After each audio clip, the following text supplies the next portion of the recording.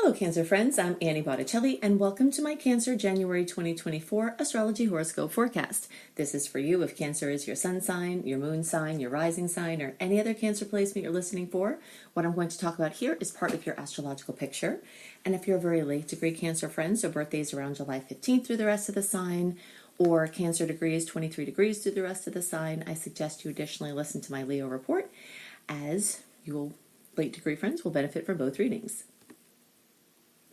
I'm calling the theme of this month for Cancers, You Matter, Time to Start Acting Like It. And I know for many of you, this simple phrase is going to have a lot of resonance. I'll go into the layers of why the astrology is pointing to this as a priority now. And we'll talk about all kinds of other things to make this new month, this new year, the best possible.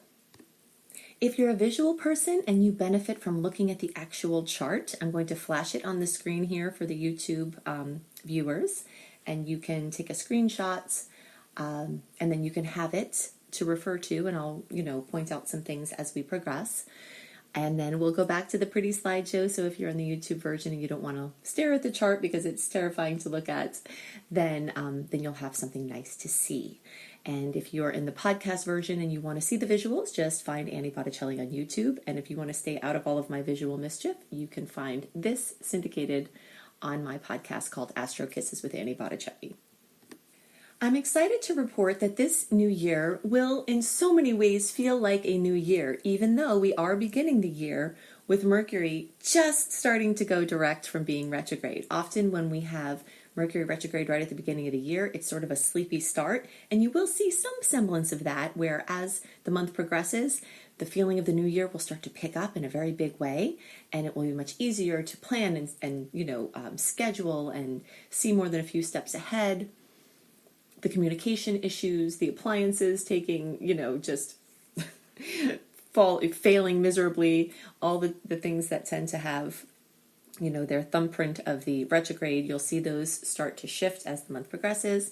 But we do have two bigger reasons why this new year will feel like a new year. The first is that we finished a Taurus-Scorpio eclipse cycle last fall, or for you all down under, last spring. That was a doozy. That was a major karmic wrap-up and very highly emotional time, September, October, November, very highly emotional. And a lot of karma cleared. Okay, so now we're emerging from that time, that heaviness, feeling really very new. And this new year is coupled with the timing of a lot of those storylines kind of now going into the backdrop. We're in this time that's, just energized with the new path. And so it's going to feel new in that way. Another huge reason why it's going to feel like a new year is because the big gas giant Jupiter, ruler of Sagittarius, just went direct a few days before the new year started. So in September, Jupiter went to sleep. Jupiter rules expansion and growth and big vision and big projects and life dreams and, life journeys and just the bigger things in life, our perspectives, optimism, creative solutions. And when Jupiter sleeps, a lot of times we feel like the benevolence is going away. And any big projects that we were working on may have lost steam, for many months. So a lot of those projects now are going to start to wake up and have new life breathed into them. And so in that way, it's going to feel very new. And along with that, you may feel more inspiration. You may be less apathetic. You may be more inspired. You may have more energy physically. So all of these factors are going to add to, wow, okay, this can really feel like a new year, even though it was arbitrarily created as a new year, of course, some time ago. Being an astrologer, of course, I tend to resonate more with the sun moving into Aries as the astrological new year and all the Aries energies. That's the initial, the initiation and the birth. And it just feels like everything is new and fresh as a new year then. So sometimes January doesn't always feel that way, but I think this January will. So I'm excited about that. It will have the nice combination of Sagittarius energies that are ruled by Jupiter. And these are going to I like to call it putting a fiery, a fire under your watery pot, right? You being a water sign or having water sign elements, depending on what what placement you're watching for. When we have Venus and star goddess Ceres and Mercury and Mars in Sagittarius. Those are all, and this was happening in December as well. So some of the same themes that I talked about in December for you are going to still be continuing, especially earlier in the month in January. So we start out with this fire, this zest, this optimism, this openness, this this solution-oriented thinking, this paradigm shifting, and broad way of thinking. It's just a very wonderful wide lens way to start a new year. And because of the energy of fire, and the angle that makes for you as a water sign, that's a little bit of a point of pressure that it stirs you to action. Places where your waters were calm can bring turbulence in a good way through inspiration, in a challenging way through, emotional bubbling up, we'll say. But either way, this is a time of action. This is a time of change. And as the month progresses, you'll really have the stars behind making decisions. So if you follow my circuit of showing you the flow of the astrological rhythms, this month is a hybrid month where the retrograde energies are more towards the beginning. And then as the month goes on, by January 21st, we're in that open window free of personal planet retrogrades, where you can then make your big decisions, your big launches, your big, moves. And of course you can do anything at any time. If your flow is the way it is and you can't control it, you just have to go with it. But for the things that you have say in, right? There aren't always a lot of things that we have say in. But if we know when the stars are saying, hey, yes, let's move forward, let's progress, let's get your boats out to sea and your messages in a bottle out and your launches and the stuff you want to travel far and wide, those things are fantastic as the month progresses and those Capricorn energies deepen. Okay, so let's look a little bit more. Now, if you're looking at the chart and you look on the bottom right, kind of middle bottom right, you'll see a bunch of planets with a red arrow next to them. Those are the Sagittarius energies. You'll see the Venus, Ceres, Mercury, and Mars there. That's that fire energy. They make a quincunx angle, which is 5 signs away from your angle. Everything in life is mathematical. Math is the skeleton of our reality. It's the structure of our experience. And we see that math, that backbone, that foundation in astrology. So, and it turns up in these angles, these critical angles of relationship between placements. So, you can see that there visually. Now, the house that accentuates for you is the 6th house. Houses in astrology are fields of experience that we have as humans. These are shared experiences. Everybody has these experiences as humans. No matter if they're in a science lab in Antarctica, or if they're in the desert living, on the lands, these fields of experience will manifest differently, but the essence of them is the same. These are shared experiences we have as humans.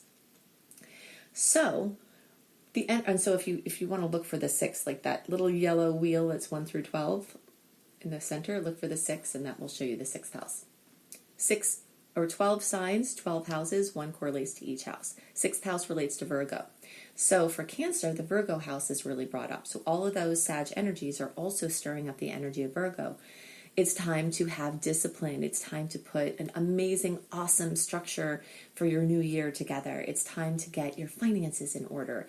It's time to get your house in order. It's time to, use the vision of Sagittarius and the tedious focus of Capricorn and the ambition of Capricorn to just set new structures into your life. It's very exciting. The 6th house also relates to health.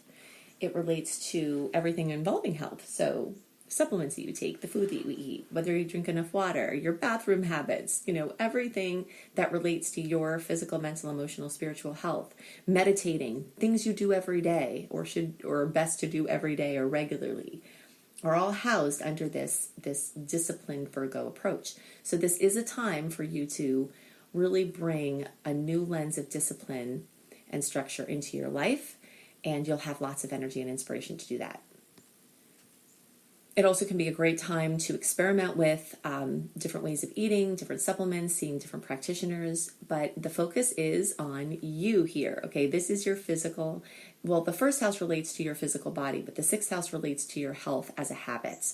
And so now back to this topic of you matter. Okay, so Cancers tend to be very worried about everybody and tend to take on the problems of other people, being super empathic, ruled by the moon. And now is a time where you can start to understand that if you're not in your best energetic shape, that you can't show up as fully for the people that you care about so deeply.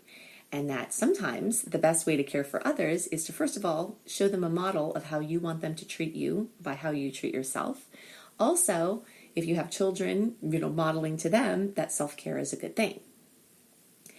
So if you've been lost in the changes of the eclipses, and I'm sure a lot of opportunities have come to many of you to take on more responsibility, take on more work, then, you as a person, as an individual might seem like you're slipping away, in the, let's say, you're basically getting thrown into a lot of energy. For some of you, this is legacy energy, where someone passes away, they have a mission, you're taking on that mission.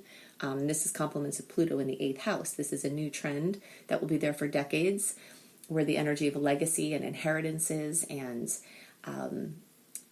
death and birth and transformation and rebirth, the emotional connection with other people, financial connections to other people are going to really dominate.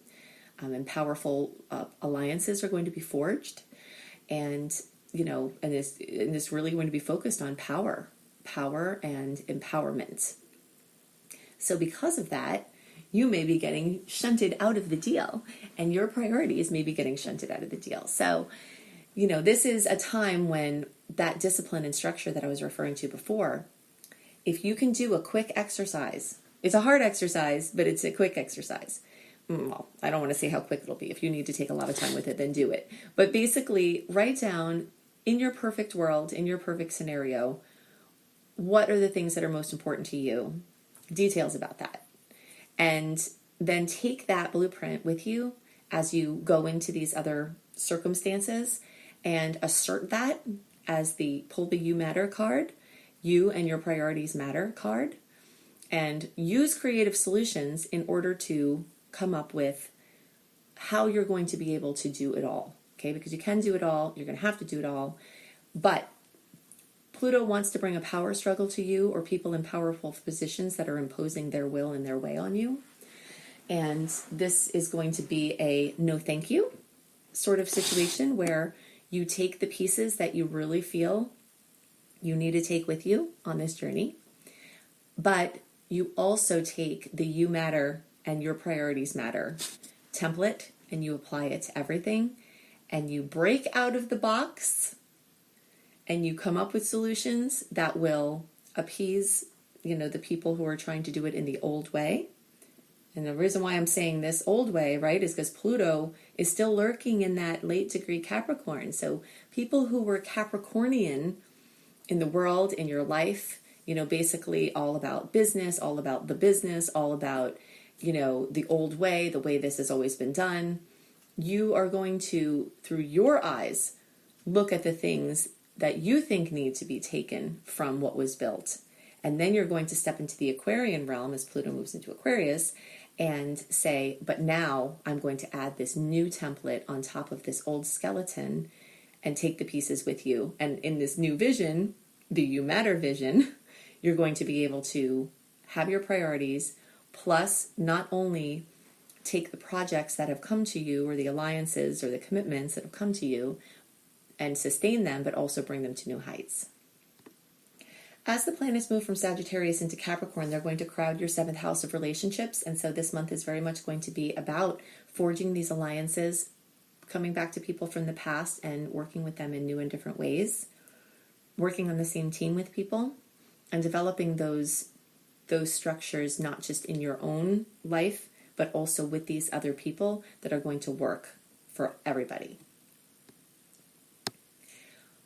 I do have more to talk about here, but I just want to also tell you that in order to get the fullest picture of January, I do have another video that I'm going to link in the notes beneath the podcast and beneath the YouTube version called January 2024 Wolf Moon Boom for all signs.